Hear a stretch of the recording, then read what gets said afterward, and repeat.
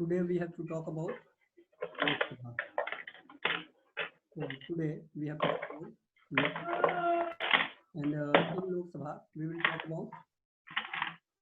Lok Sabha we will talk about the nomenclature of Lok Sabha. What are the different terminologies? So what are the different terminologies given to Lok Sabha? Then we will talk about the composition of Lok Sabha, that is the constitution of Lok Sabha. So how many members are there in the Lok Sabha? Then we will talk about need and significance of Lok Sabha. Then qualification of members of Lok Sabha. Then manner of election. Then we will talk about the disqualification under first under the constitution. What are the grounds mentioned under this mention of disqualification of members of Lok Sabha in the constitution?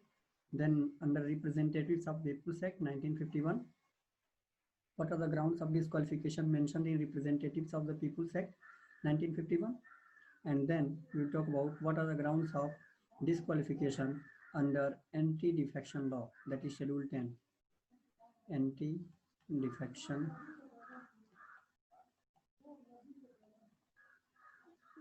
law. And after that we will talk about the criticism, how we can criticize the Lok Sabha and the conduct of Lok Sabha. What are the different issues with the proceedings of the Lok Sabha. Then we will talk about the relevance of Lok Sabha and reforms suggested in the Lok Sabha. Some reforms will be suggested. So now let's begin.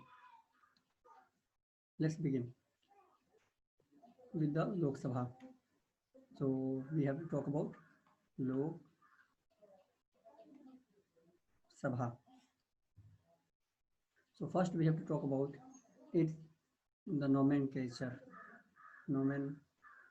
of Lok Sabha. So what are the different nomenclature of Lok Sabha? First we have to talk about. So if we talk about the nomenclature, we use different terminologies for the Lok Sabha. For example, we also say it the House of the People. So Lok Sabha is also called House of the People. Then Lok Sabha is also called lower chamber.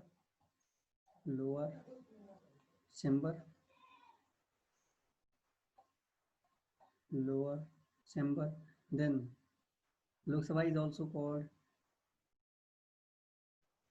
the younger house.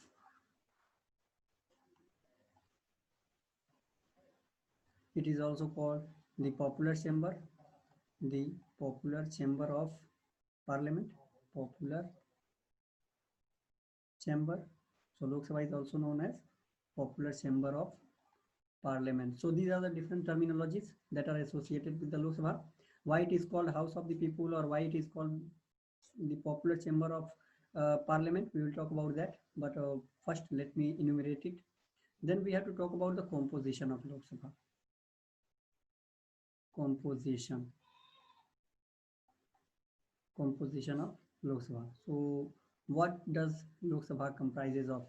So if we talk about the composition, the maximum seats of Lok Sabha is 552. 552 is the maximum seats, or also called ceiling limit.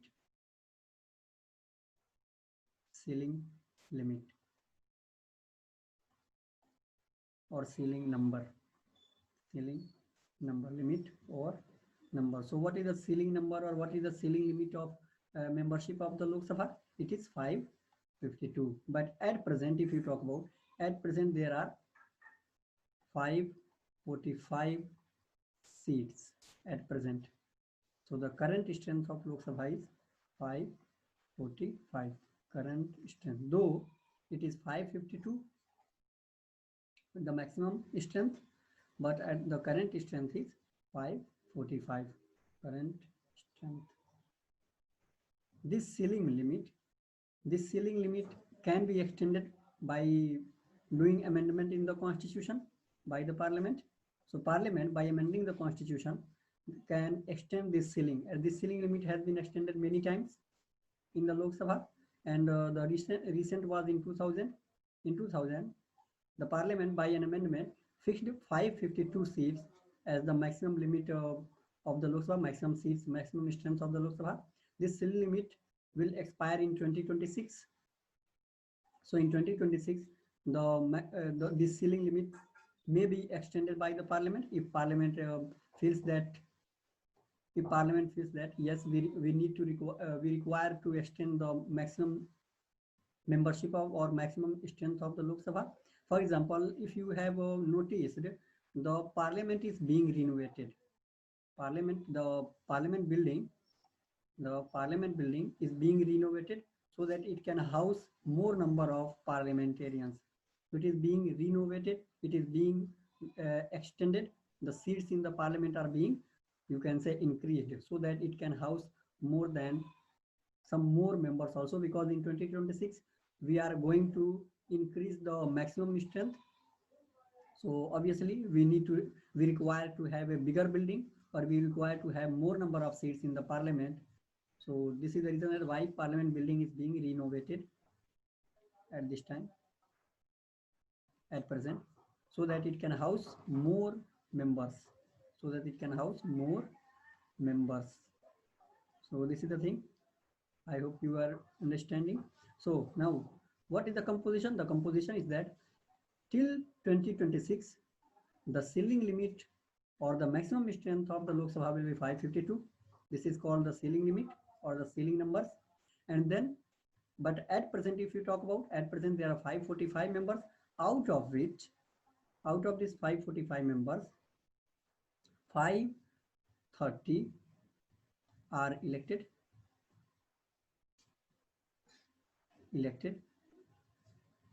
from the states,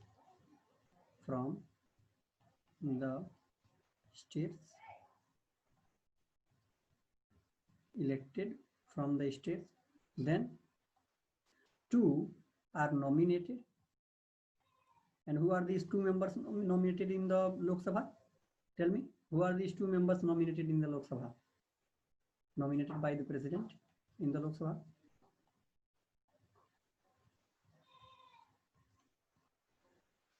Tell me, who are these 2 members nominated in Lok Sabha?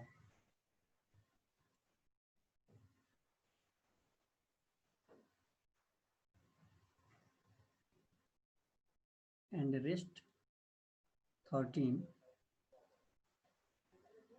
are from the union territories, representatives of the union territories. And there are, at present, if you talk about, if you exclude Jammu and Kashmir and Ladakh, we had 7 union territories, but at present we have how many union territories do we have at present? These 2 nominated members are from Anglo-Indian community. Anglo-Indian community.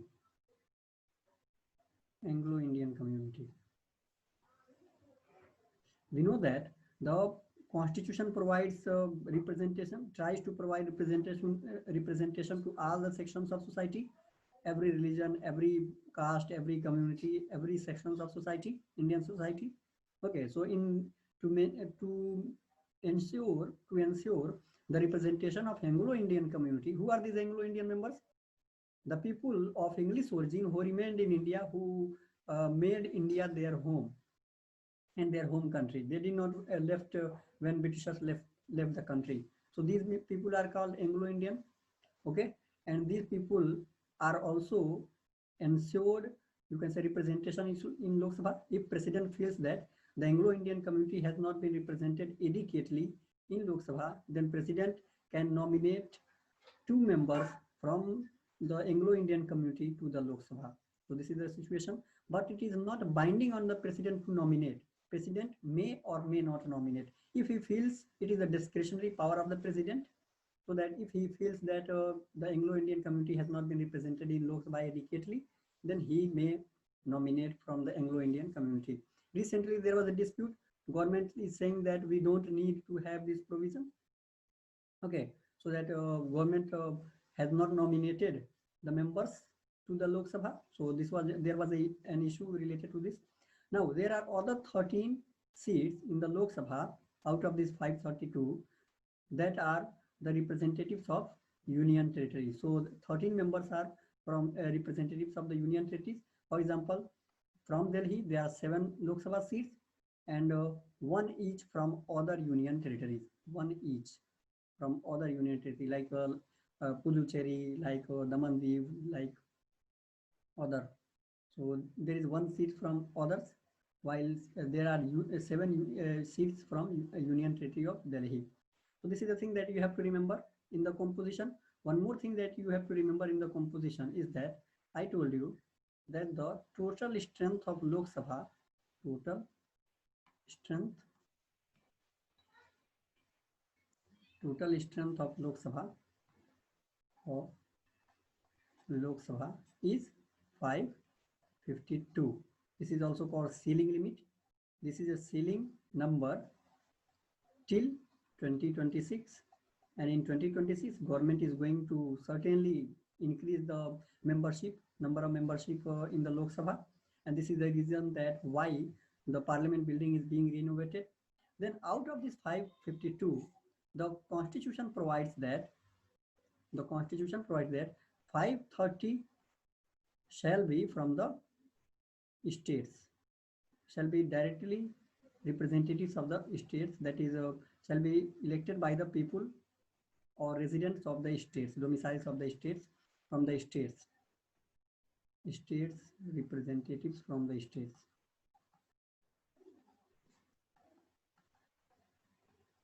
And 2 nominated from Anglo-Indian community,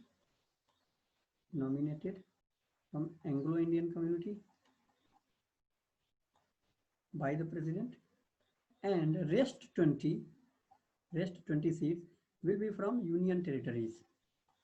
But this 20 number that is has been given by the constitution to the union territories can be regulated by the parliament. Parliament can regulate this number, and parliament has power to increase this number for the representation of the union territories, to decrease this number of for the representation of union territories. So parliament can regulate this, regulated by the parliament. And this is the reason that why parliament has regulated this number, and at present there are only 13 members from the union territory, 13 representatives from the UTs in the parliament, in the, you can say, Lok Sabha. So though originally the constitution provides 20 members, at least 20 members, but constitution gives a power to parliament so that parliament can regulate this number, and parliament has regulated this number, and at present there are only 13 members, 13 representatives from the union territories in the Lok Sabha. So this is the reason that you have to understand. Now let's come to the next thing, and that is manner of election. Manner of election. How the members to Lok Sabha are elected. Of members of Lok Sabha. Members of Lok Sabha. So how the members of Lok Sabha are elected? Members of Lok Sabha are elected directly by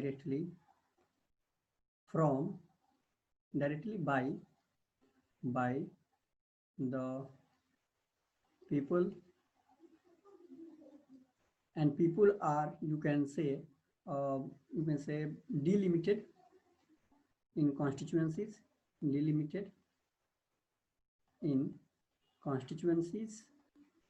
parliamentary constituencies. There are 2 types of constituencies.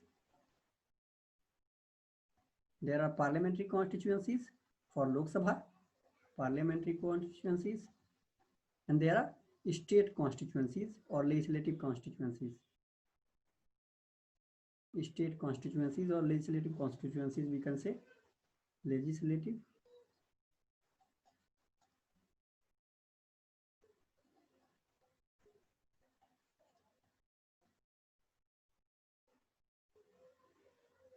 So there are parliamentary constituencies and legislative constituencies, legislative assembly constituencies.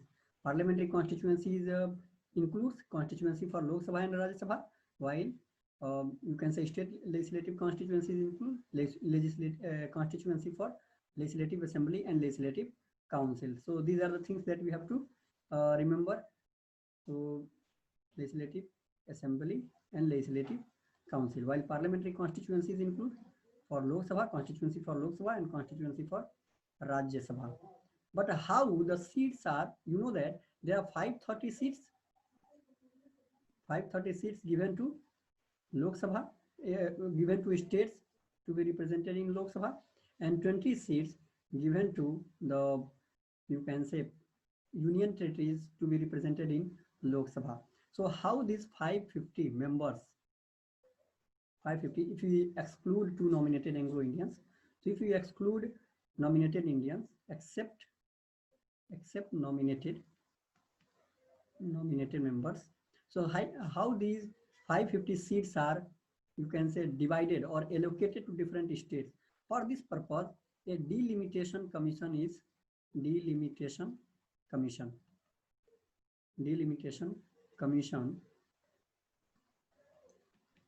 constituted by government, is constituted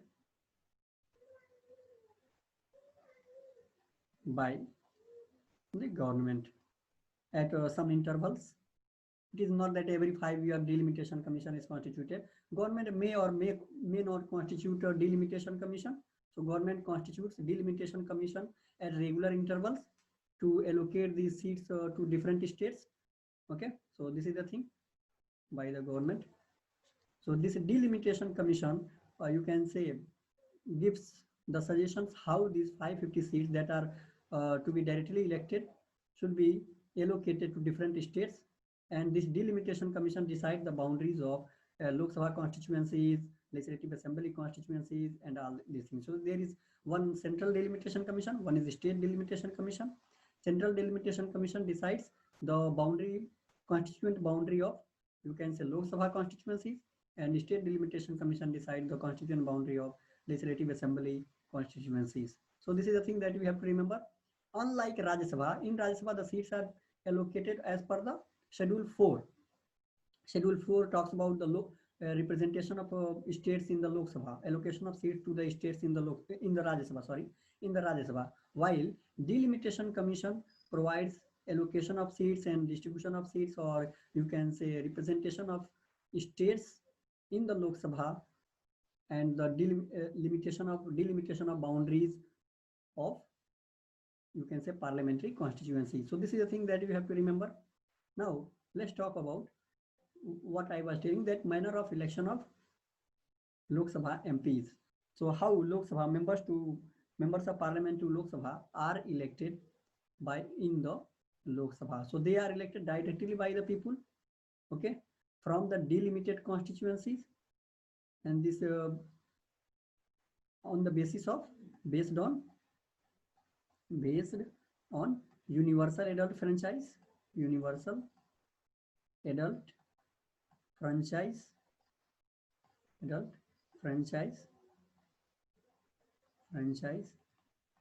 Universal adult franchise. What is the universal adult franchise?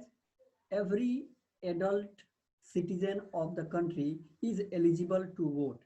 So this is known as universal adult franchise. Every eligible citizen of the country is eligible to vote. You can say without any discrimination on the grounds of race, religion, sex, caste, so all these things. So this is the thing that you have to remember. This universal adult franchise is also called universal suffrage. Universal suffrage.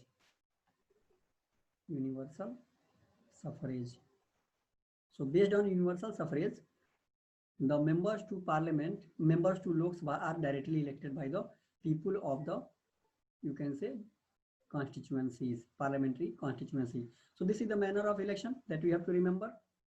So what I told you till now, what I have told you, the, you can say, the terminologies. What are the different terminologies to Lok Sabha? Terminologies. So there are different terminologies. For example, it is known as popular house. It is also known as, you can say, lower chamber. It is also known as, you can say, lower house of the parliament. It is also known as, you can say, house of the people. House of the people. So these are the things that parliament is there. That parliament is known as popular house, lower chamber or lower house, house of the people. Then there are, we have talked about the composition. Yes, it is also known as younger house, lower house or younger house, house of youngers, you can say. Okay. So it is also known as house of elders. As Rajya Sabha is known as house of elders, then Lok Sabha is known as house of youngers. So there are different terminologies. Popular house, because the representative, the members to Lok Sabha are directly elected, and when the members to Lok Sabha is directly elected, so this is the reason that why it is known as popular house, because they are directly elected by the population of the country or population of that constituency, adult population of that constituency. Then it is known as lower chamber. Then it is known as lower house or house of youngers. And then also it is known as house of the people, because people are represented. We the people are actually represented by the, we know that there is a phrase, we the people in the preamble of Indian Constitution. So we the people are represented by the Lok Sabha actually. Actually Lok Sabha represents we the people, while Rajya Sabha represents the states, but Lok Sabha represents we the people. So this is the reason that why it is known as, you can say, popular house. Then we have talked about the composition of Lok Sabha. I told you that composition of Lok Sabha is 552. The total strength of Lok Sabha is 552. Out of which 530 are the representatives of the 530 are the representatives of the states. 530 are the representatives of the states, and rest, you can say, 5 rest 2, you can say 2 are from Anglo-Indian, nominated Anglo-Indians. Recently there was an issue because government has not nominated 2 Anglo-Indians, you can say, in the Lok Sabha, and there was a lot of hue and cry that government is trying to, you can say, restrict or trying to abolish this provision, because government feels that Anglo-Indians do not need to be given, you can say, representation, you can say, by nomination, because they are adequately represented in the parliament. Then there is 20 seats to the union territories, but there is a catch. The catch is there. The condition is that parliament can regulate this number. Parliament can regulate this number. Can regulate. What do we mean by parliament can regulate? That parliament can increase or decrease the representation of union territories in the Lok Sabha. So this is the reason that why parliament has regulated this number, or at present there are only 13 members of parliament from the union territories at present. So current strength of union territories to the Lok Sabha is only 13, out of which 7 is from Delhi and 6 each from other union territories. There are 7 union territories, you know. Okay, earlier there were 7 union territories. If we exclude Jammu and Kashmir and Ladakh, because there is no information is clear about Jammu and Kashmir. What is the status today in Jammu and Kashmir? We only know that it has been bifurcated into 2 union territories, and Jammu and Kashmir will have its own legislative assembly. Ladakh will be a complete union territory, centrally administered. So this is the thing. So not much is clear about Jammu and Kashmir, so we will not talk about Jammu and Kashmir. But if there is a question, there is one more thing you can say clear, is that at present there are 8 union territories. How many union territories? There are 8 union territories. So earlier there was Delhi, Puducherry, Chandigarh, there was Lakshadweep, there was Andaman and Nicobar Islands, there were Daman Div, and there was Dadar Nagar. So these 2, Daman Divu and Dadar Nagar, were recently merged. They were recently merged by the parliament. By an act of parliament, these 2 union territories were merged into, you can say, one union territory, one single union territory. And you know that after the bifurcation of Jammu and Kashmir into two union territories, one Jammu and Kashmir is the union territory and one Ladakh is the union territory. So if you count it, so 1, 2, 3, 4, 5, 6, 7, 8. So there are 8 union territories at present. So this is the thing. So, and I told you that this 530 from the states and 20 from the union territories.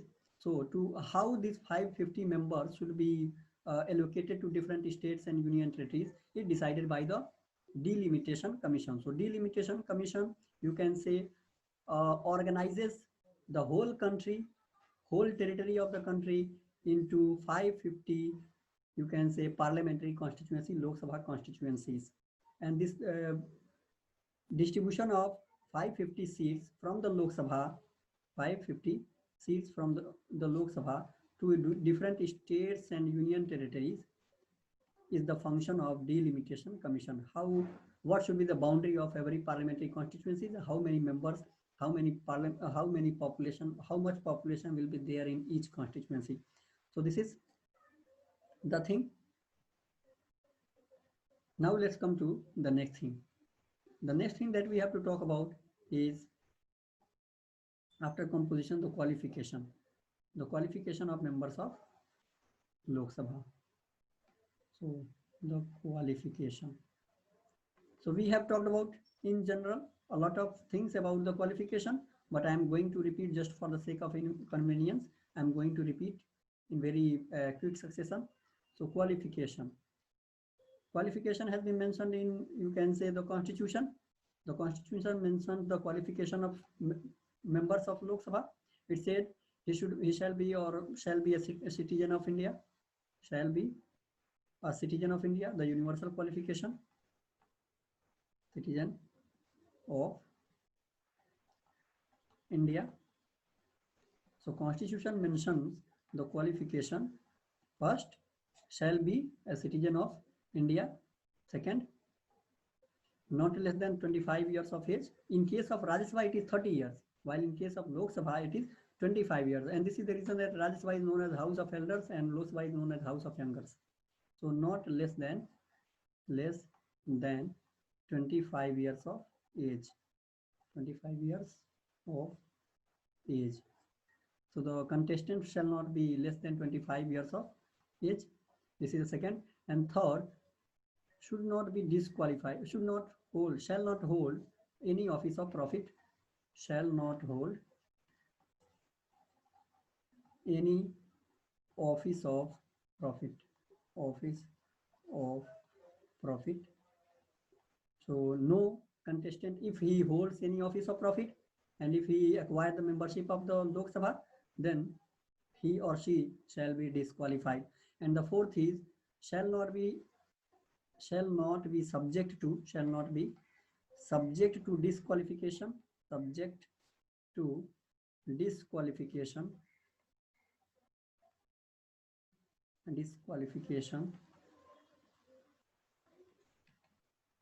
under any law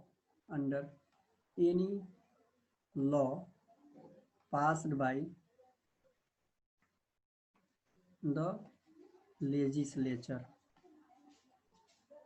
the legislature, in general parliament.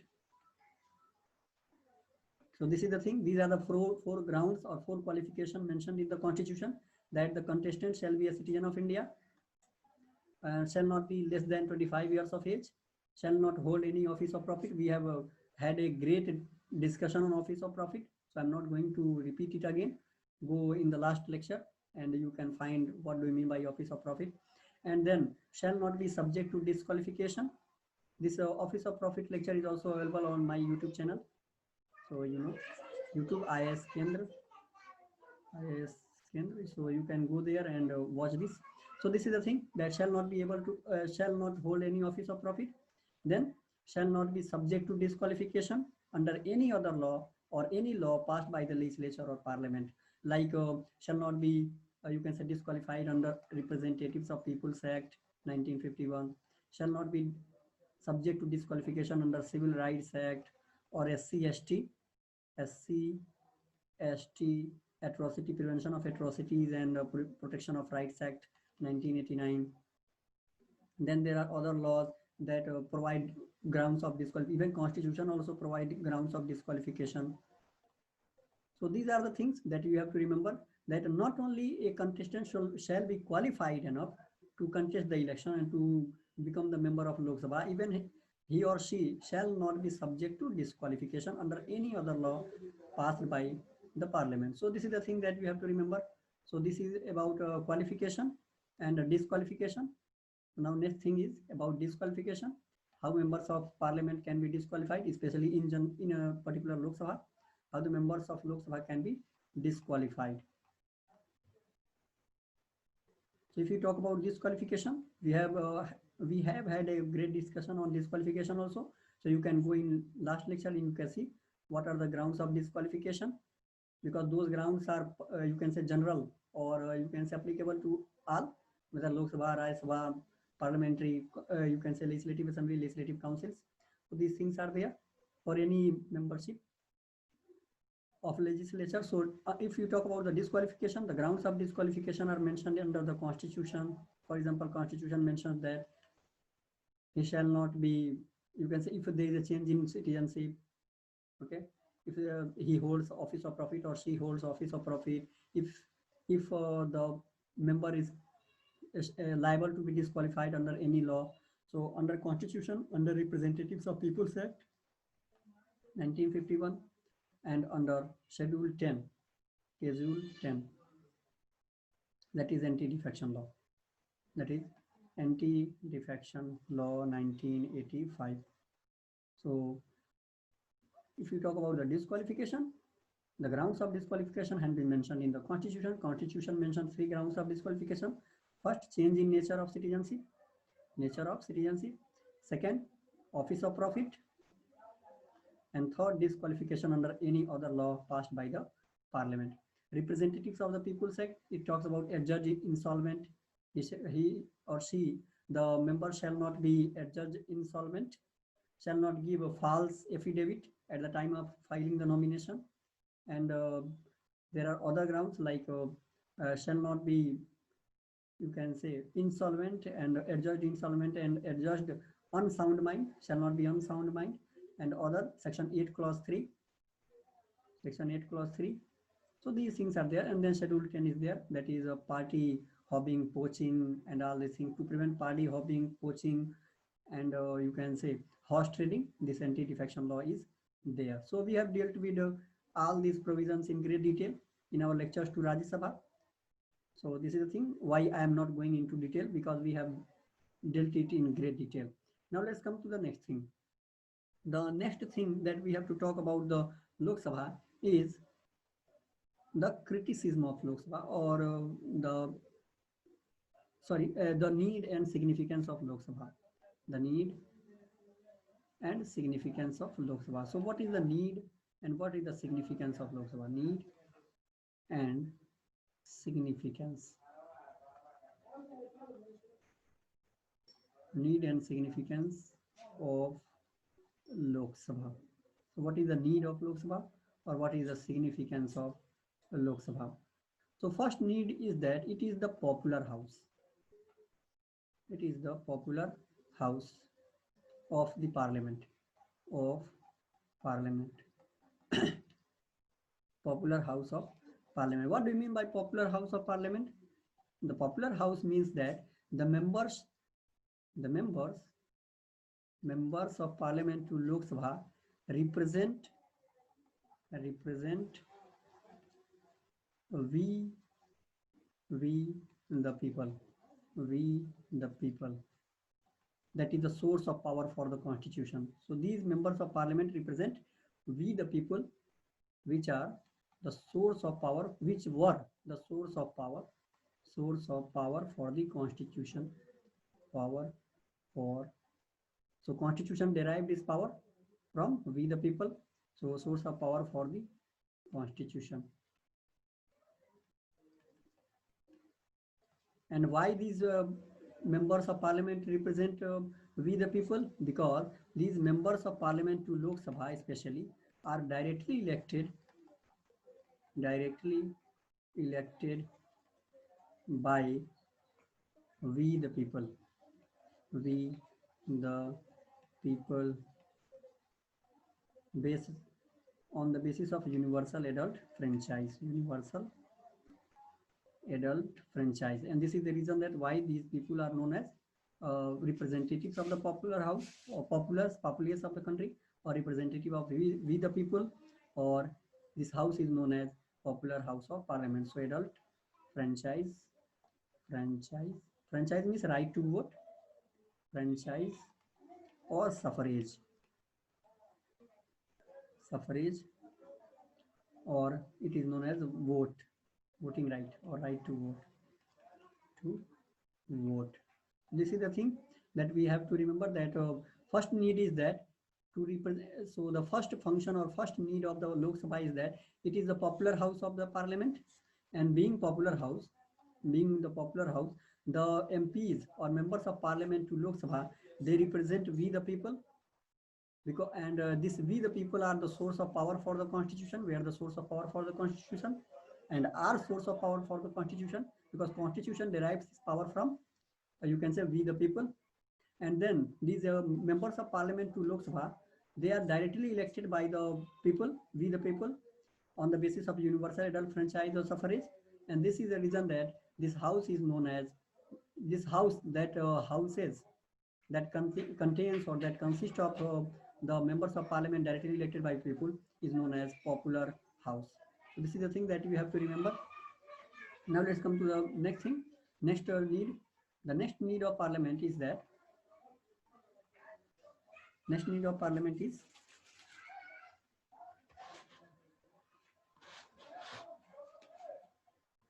this parliament is the 1 minute, give me a second.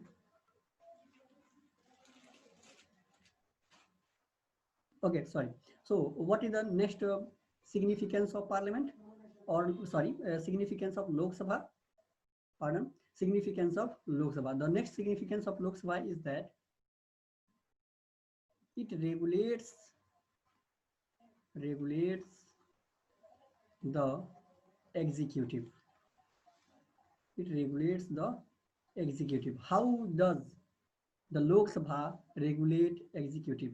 Lok Sabha regulates executive by question hour, by question hour, by different motions, by resolutions. So different motions and resolutions, like question hour. How it regulates executive by question hour? You know that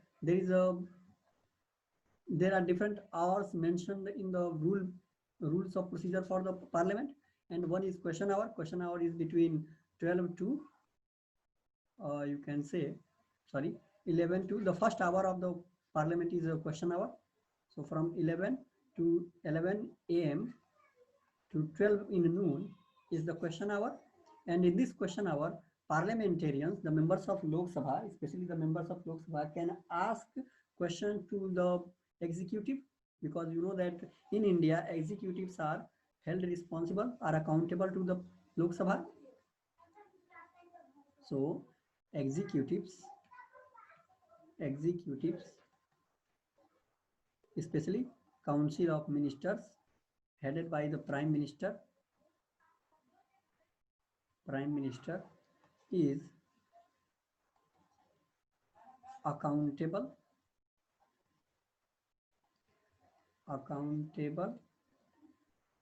or responsible to Parliament in general and Lok Sabha in particular. So they are especially responsible to Lok Sabha, though they are responsible to Rajya Sabha also, because in Rajya Sabha also there is question hour, and you can say the parliamentarians of the members of Rajya Sabha, they ask question to executive, but the executives are especially responsible or in particular responsible to Lok Sabha. So particular, in particular, they are responsible, they are accountable to Lok Sabha in particular. And how Lok Sabha as a control regulates the executive by question hour. So Lok Sabha members ask question to the executive, and then executive has to give answers to this question. This question may be of starred question, starred followed by an asterisk mark. So starred question, if suppose this is a question A, and if there is a starred, okay, so this is known as starred question, or it may be unstarred. And what is the difference between starred and unstarred question? The starred question, the answer to starred question can be given in written, and only written only, while the answer to the unstarred question can be given in written also and in oral also, written or oral. But the answer to the starred question is always most often given in written, so written form. So this is the reason that why there is a starred question, there are unstarred question. So by question hour, the parliamentarians, the members of Lok Sabha, they ask a question to executive about their constituencies, about everything, about the policies of the government, about the failures and successes and all these things. And the executives, being responsible, being accountable to the Lok Sabha in particular, they shall give the answer to this question. Then by different motions also, the parliament or the especially Lok Sabha, because these motions can only be introduced in Lok Sabha. So by these motions also, parliament or Lok Sabha in particular controls the you can say executive. For example, there are different cut motions. There is censor motion. We will talk about it, what are these motions in bills and all these things. Then there are no confidence motion,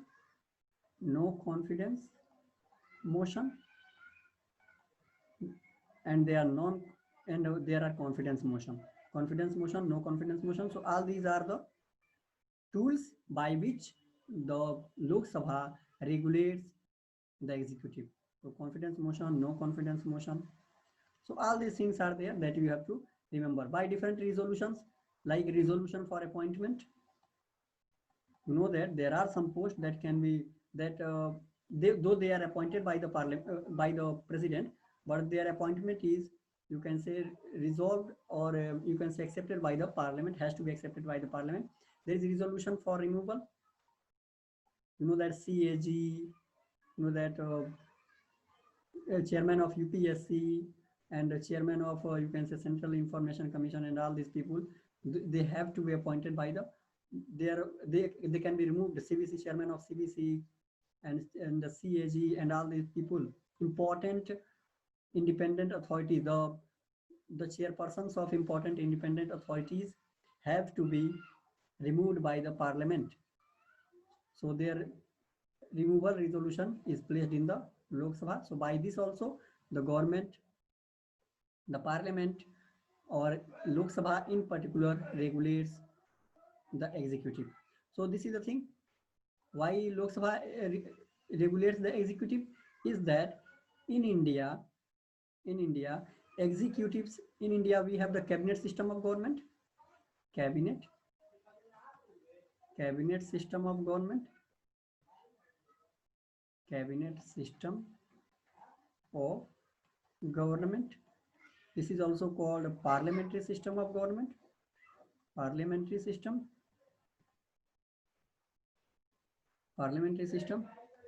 or this is also called prime ministerial system, prime ministerial PM system, prime ministerial system of government. Because here the council of ministers are the head of the executive, and these council of ministers are drawn from, that is, the executives are drawn from the legislature, executives are drawn from legislature, and this executive, that is the council of minister, is headed by, this council of minister is headed by the prime minister. Council of minister is headed by the prime minister, and the technical term for the prime minister is primus. The legal term for Prime Minister is primus inter paribus. Primus inter paribus. What do we mean by primus inter paribus? Primus inter paribus means first among the equals. First among the equals. So you know that executive in India, executive comprises of council of ministers. Executive comprises of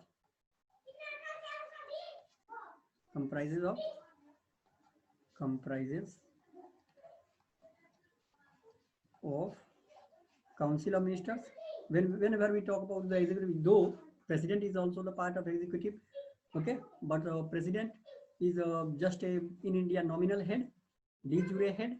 So president has to do everything on the advice of prime minister and council of ministers headed by the prime minister. So this is the thing, that council of ministers is comprises of executive comprises of council of ministers and attorney general. And you know that attorney general is the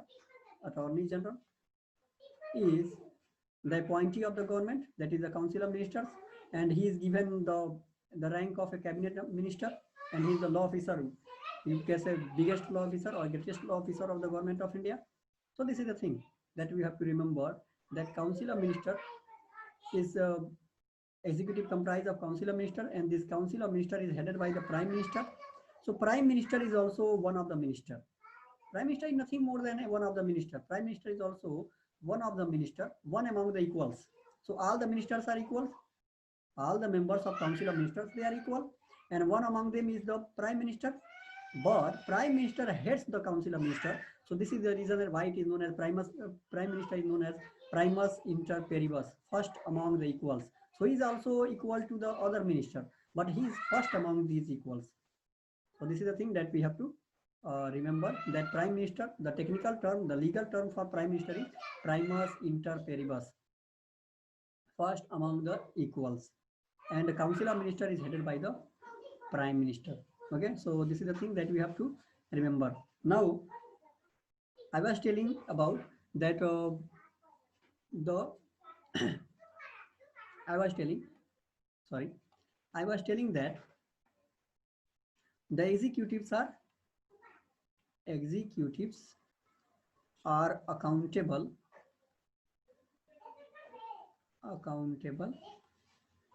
or responsible to Lok Sabha.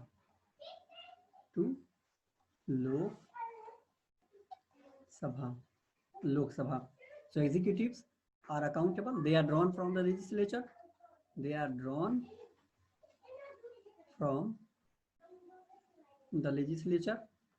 And thus they are accountable to legislature and Lok Sabha in general, in particular. So they are particularly responsible, though they are also responsible to the parliament in general, but they are responsible to or accountable to Lok Sabha in particular.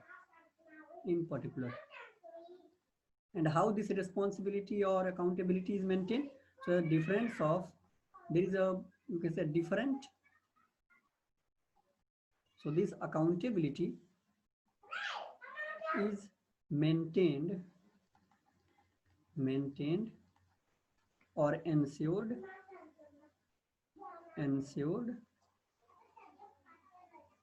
by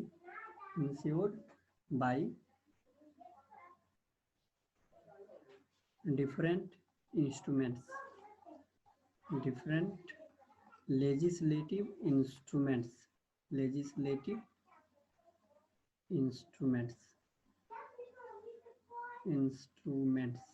And what are these instruments? So we will have a detailed discussion about these instruments. But what are these instruments? These instruments are question hour, that members of parliament can ask question from the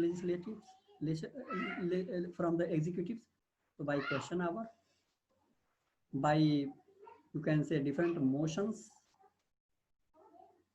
by resolutions. So like question hour and motions, there are confidence motion. We'll talk about what is confidence motion. Then on in legislative instruments. So confidence motion, no confidence motion, no confidence motion, censor motion. So these are the instruments by the means of which Parliament or Lok Sabha in particular, controls or regulates the executives, and executives are held responsible and accountable to the Lok Sabha. So censor motion, okay. And why do we say that executives are particularly responsible to Lok Sabha? Lok Sabha in particular. Why? Because these instruments can only be used in Lok Sabha. So confidence motion, no confidence motion, censor motion can only be introduced in Lok Sabha. Introduced in Lok Sabha. So confidence motion can only be introduced in Lok Sabha. No confidence motion can only be introduced in Lok Sabha. Censure motion can only be introduced in Lok Sabha. Though question hour is also in Parliament, in Rajya Sabha also. Some resolutions are also placed in resolution of removal, like resolution of removal is placed in Rajya Sabha also.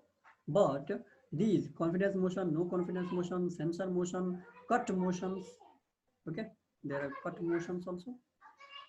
Cut motions, they can only be introduced in Lok Sabha. So can only introduced in Lok Sabha. So this is the thing that we have to remember, and this is the reason that the executives are particularly responsible to Lok Sabha. Particularly responsible to Lok Sabha, because the instruments to hold executives accountable is applied only in Lok Sabha. These major instruments. So this is the thing that we have to remember. Why Lok Sabha only? Why this confidence motion, no confidence motion, and censor motion is in Lok Sabha only? Because Lok Sabha is the popular house. Give me a second.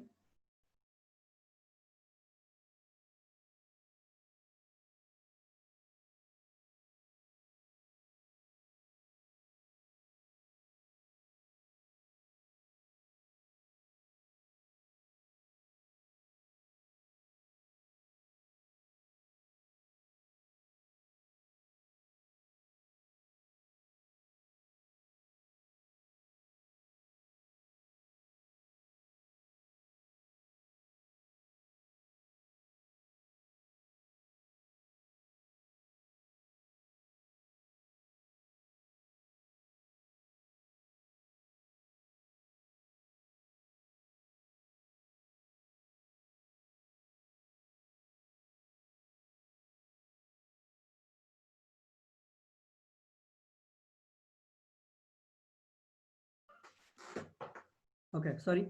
So I was telling that these members or executives are responsible to Lok Sabha in particular, because these the instruments that maintain, or that you can say ensure this accountability, can only be introduced in Lok Sabha.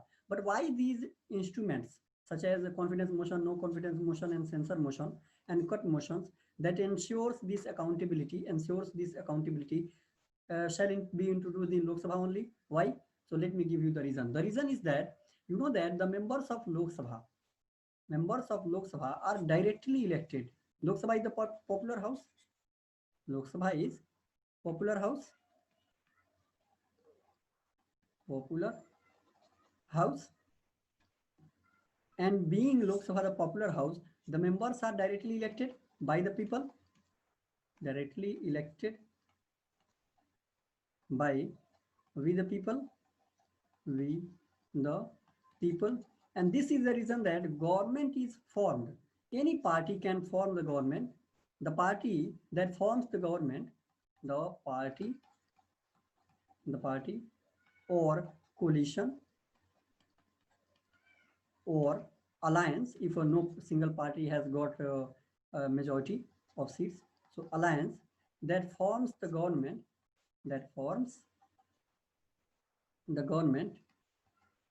government shall command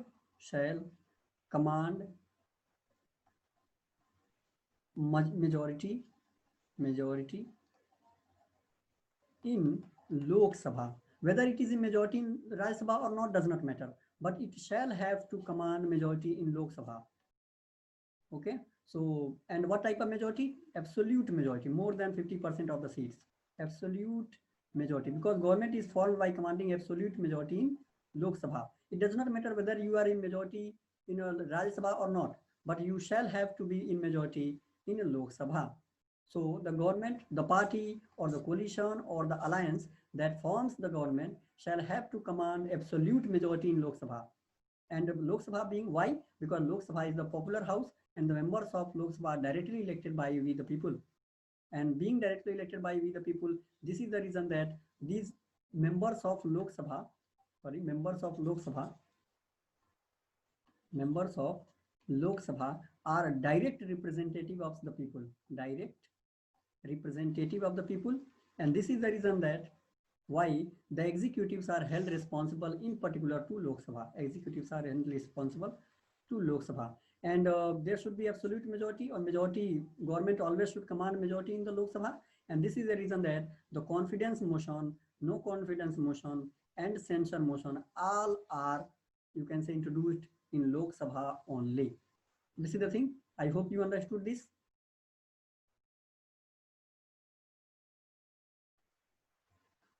I hope you understand all these things.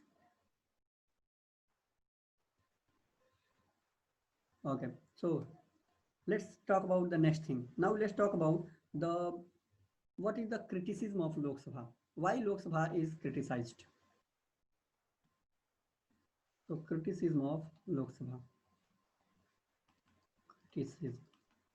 There are some grounds why Lok Sabha is criticized.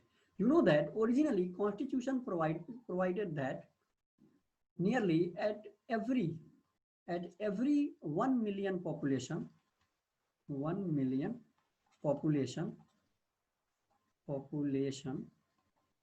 roughly 1 million population, there shall be a representative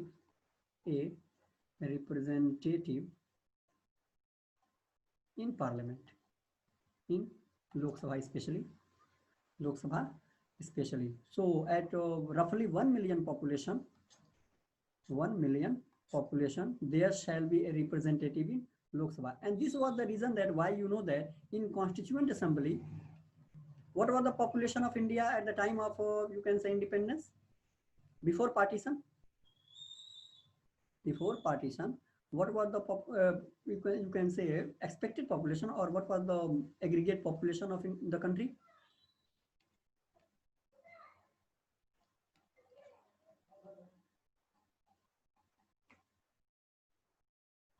What was the population?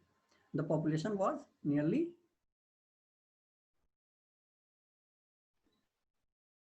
40 crore. What was the population? The population was 40 crore. And after partition, the population of India remained nearly 30 crore population. 300 million. So this is known as 30 crore population. And what was the seat? What was the seat in the Constituent Assembly? How much seat? The cabinet mission said that there should be 389 seat in the Constituent Assembly. Okay, but after partition, how much seats remained in the you can say Constituent Assembly? 299, because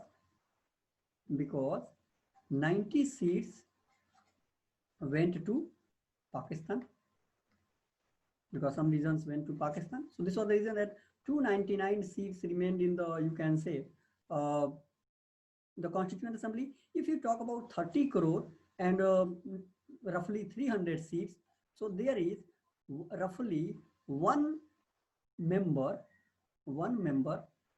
at every, because if you divide 300 million by 300, okay, so you got 1 million, one member at 1 million population, and this was the reason that the ratio was maintained. Roughly the ratio was maintained that at 1 million, every 1 million population, there shall be at least one representative in the, you can say, Constituent Assembly also.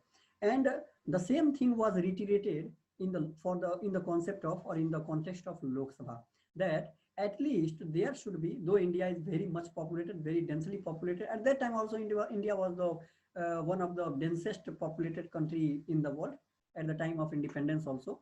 Okay, so it was mentioned that at least there should be a representative, there shall be a representative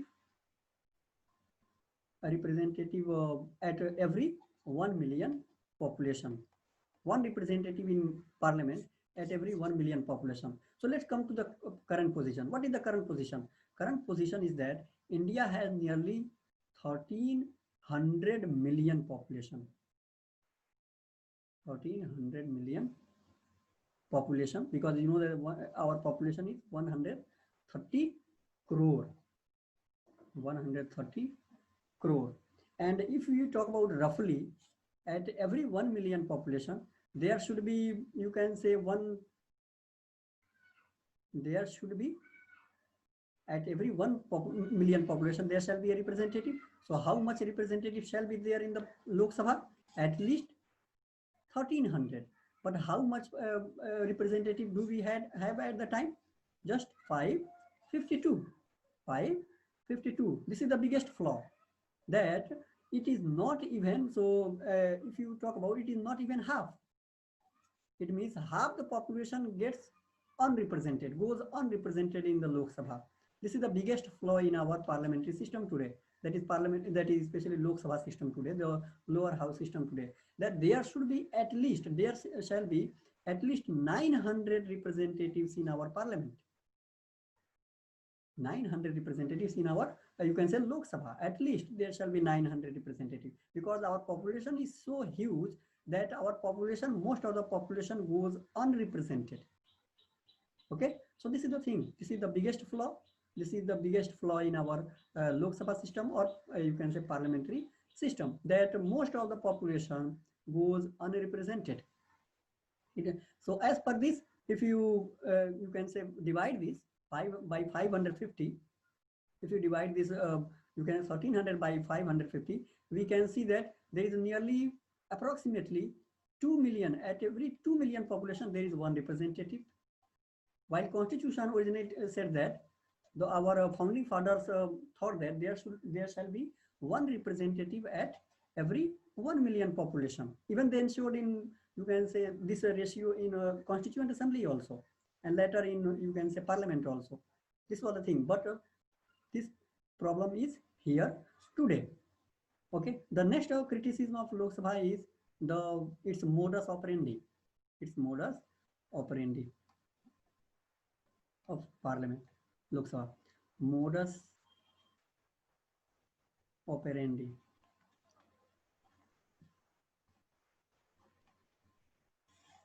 Modus operandi of Lok Sabha, that is the manner of functioning. Manner of functioning.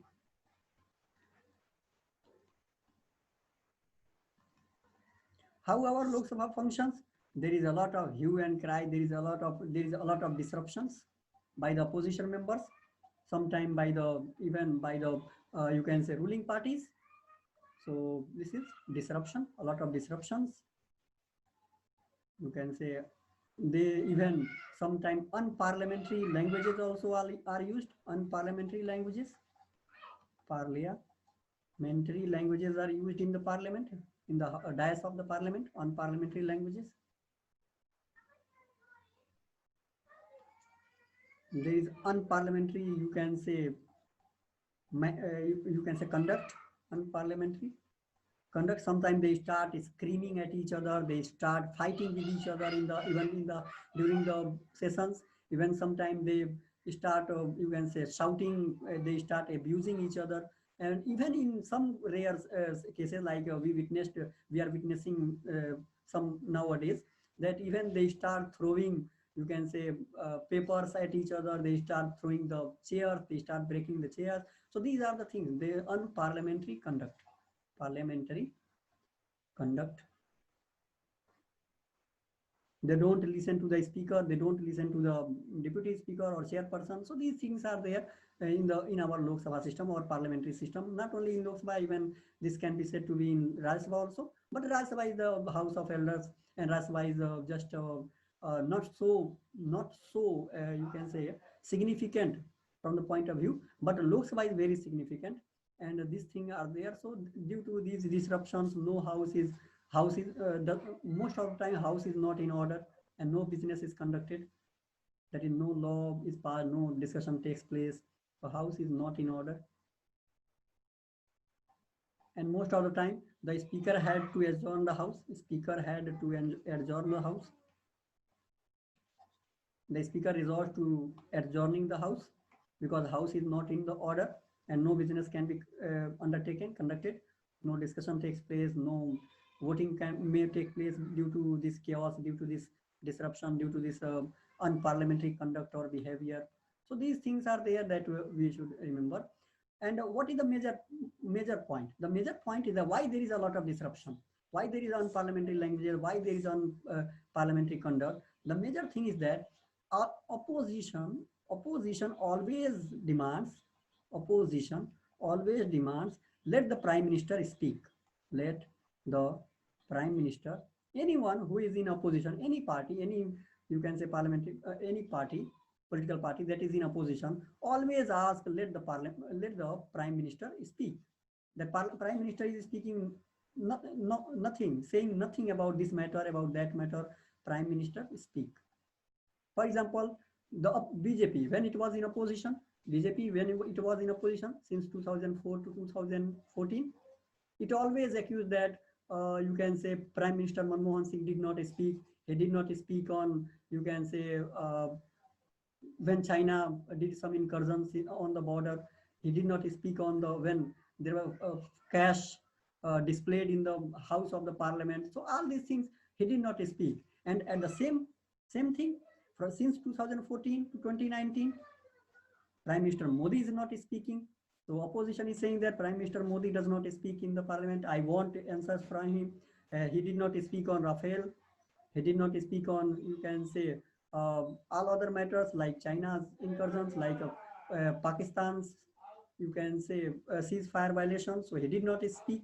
Okay. He did not speak on surgical strikes. He did not speak on in the House of Parliament on, you can say, demonetization, the sufferings caused by demonetization in the you can by the people. And he even did not speak on, you can say, this other things like GST. There are a lot of concerns about GST in the minds of opposition parties, and they always demand that Prime Minister should speak, but Prime Minister is not ready to speak. So this is the major cause of disruption, major cause of unparliamentary languages, unparliamentary conduct in the House. So this is the thing. This is enough for today. We'll meet in the next class. Thank you. Have a nice day.